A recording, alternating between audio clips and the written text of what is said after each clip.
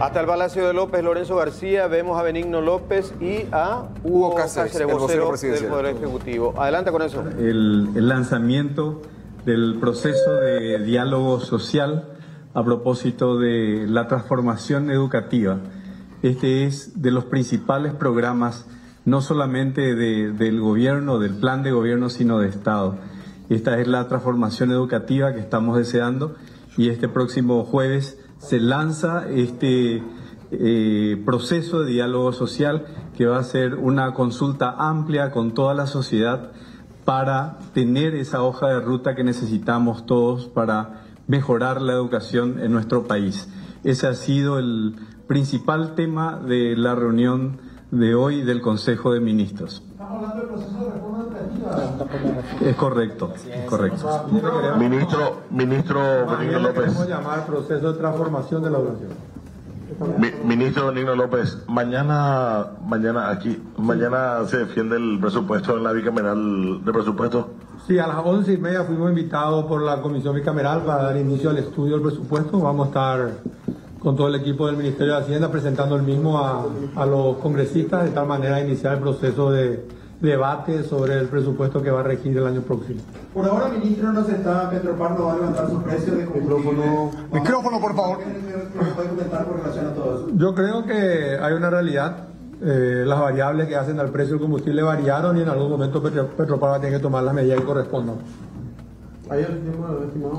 Ministro, ¿tomarán alguna medida preventiva ya también con respecto a esta suba anunciada? Se habla ya de un posible aumento en el precio del pasaje.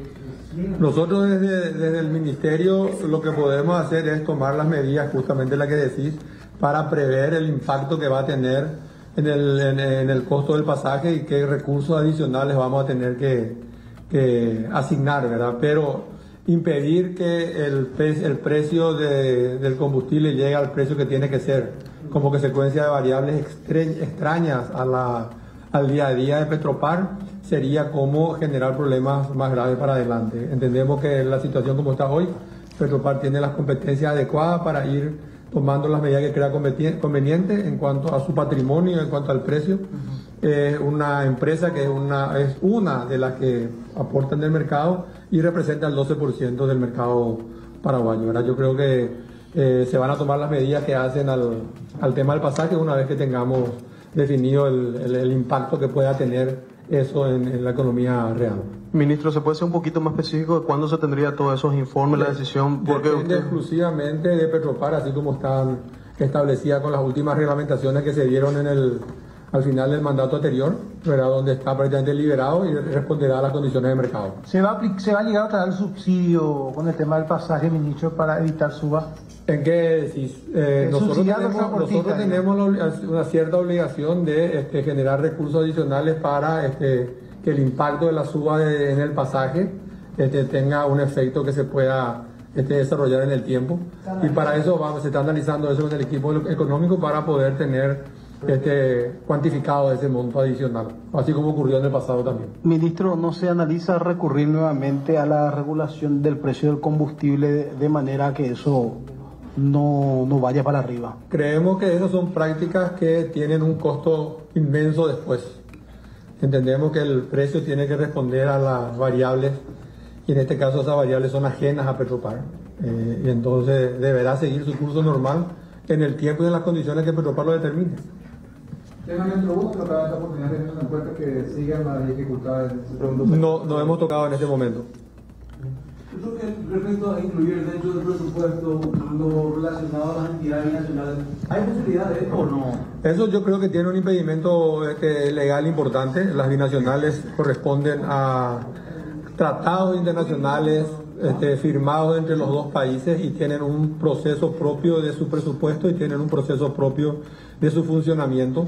Ningún país es más importante que el otro en el tratamiento binacional y las binacionales se rigen por su propio tratado y por sus normas binacionales.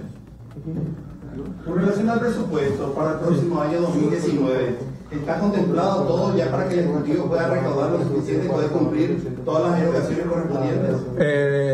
Eso sería una mentira, ¿verdad? El presupuesto financiero tiene los mismos problemas que tiene hoy los ingresos. esperados y presupuestados, que son un 7,6 más que este año, tienen ya todo su dueño, por decirlo de una manera, ya que los recursos son limitados, pero las necesidades no.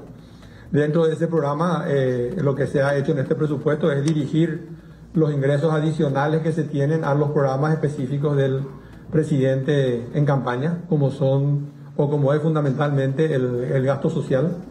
En ese sentido se han incorporado recursos adicionales a salud, alrededor de 150 millones de dólares más, que implica recursos humanos, medicamentos e insumos, a educación, que implica 100 millones de dólares más, y un porcentaje alrededor de 20 millones para lo que es seguridad, ¿verdad? Que es fortalecer las cuestiones de seguridad. Se mantiene el ritmo de inversiones en obras, tratando de reducir el déficit que hay en obras de infraestructura, y eso va a tener también un acompañamiento desde el Poder Ejecutivo en los programas de financiamiento para que esas obras puedan realizarse sin inconveniente el año que viene. ¿Cuánto de inversión anual? A propósito del aumento de educación que menciona el ministro, que es una de las áreas prioritarias que nosotros tenemos, quiero resaltar de vuelta la importancia de ese lanzamiento de la transformación educativa, de ese diálogo que vamos a tener con la asistencia de Jeffrey Sachs, que es un experto de nivel mundial. Él también, el otorgamiento de más de 4.000 becas a jóvenes, así que estamos hablando de un acontecimiento importante, además de lo que significa el esfuerzo que se hace en presupuesto en materia educativa. En el tema de educación es importante mirar las últimas semanas. La semana pasada el presidente recibió a Richard Culata de la ISTE, que es una organización internacional que fija los estándares para la aplicación de la tecnología en la educación. Este referente mundial fue asesor del gobierno de Obama, que llevó del 20% de conectividad en las escuelas al 100% en 8 años. Se ha firmado un acuerdo de entendimiento con esa organización que va a permitir poder diseñar el programa de tecnología adecuado para esta transformación de la educación. Esta semana está visitándonos y nos honra con su visita Jeffrey Sachs, que también es un referente no solo en la cuestión energética, que también se va a discutir con él, sino también en la cuestión de innovación y de educación, que va a estar como parte importante del lanzamiento del plan de transformación.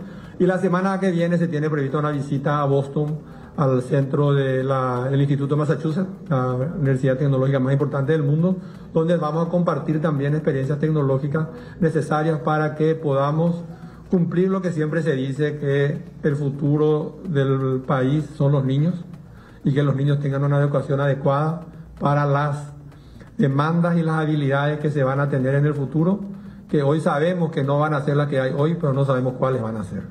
¿Qué propuestas tiene el gobierno o ideas que va a plantear en esta mesa de diálogo sobre el tema de la reforma educativa? Esta reforma, esta transformación, yo quiero usar ese término porque es más abarcante. Esta transformación, lo que el gobierno hace es abrir el programa, disponer de diálogos multisectoriales a nivel de todos los componentes de la sociedad civil, de los gremios de maestros, de los padres de familia como controladores, y diseñar una hoja de ruta y tener un consenso amplio o una concertación amplia para que este programa de transformación sea eficiente en el tiempo. Somos conscientes, el presidente es más consciente aún de que este es un programa que no va a ver sus frutos, pero sí que va a ver sus frutos en la sociedad civil en el futuro, cuando tengamos un programa de educación que permita que el niño pueda tener las habilidades que requiere el mercado laboral de hoy, o del futuro, mejor dicho. Ministro, el ministro Mazzoleni realizaba una denuncia importante en los últimos días. Se habló de ese tema en la reunión de estos medicamentos vencidos, 10 toneladas. Se está trabajando en el tema de salud, como uno de los centros también de la política del presidente, y el tema de salud es bien amplio. Se trata de medicamentos, la deuda vencida, la deuda exigible.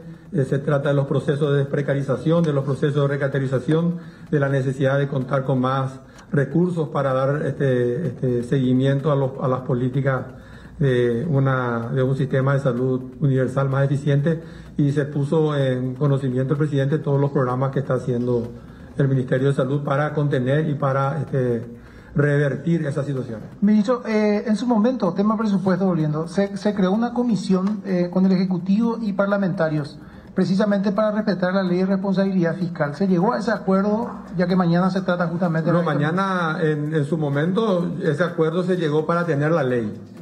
Hoy ya tenemos una ley de responsabilidad fiscal que dice claramente cuáles son las normas que debemos seguir todos a la hora de presentar el presupuesto, estudiar el presupuesto y aprobar el presupuesto.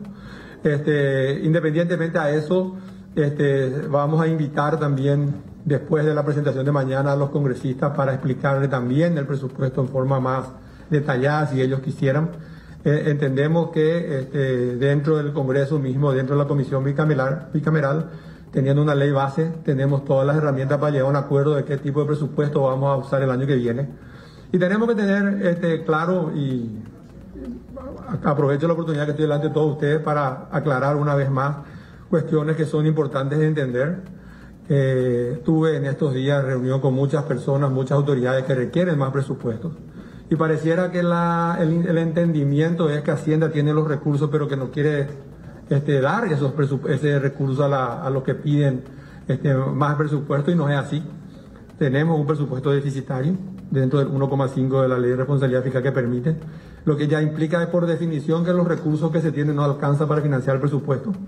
La necesidad de las demandas que se tienen. Lo más relevante, Silvio, por lo menos para mí, es este llamado a un diálogo social, a la convocatoria a un diálogo social por parte del gobierno para la reforma educativa. Van a ser convocados todos los sectores. Una reforma que, hay que decirlo, ya lleva años en los papeles. Y una reforma muy criticada, muy cuestionada. Y para este diálogo social van a ser invitados no solamente los referentes del sector educativo, sino también representantes de la sociedad civil. Bueno, vamos a estar pendientes de otro reporte entonces de este palacio.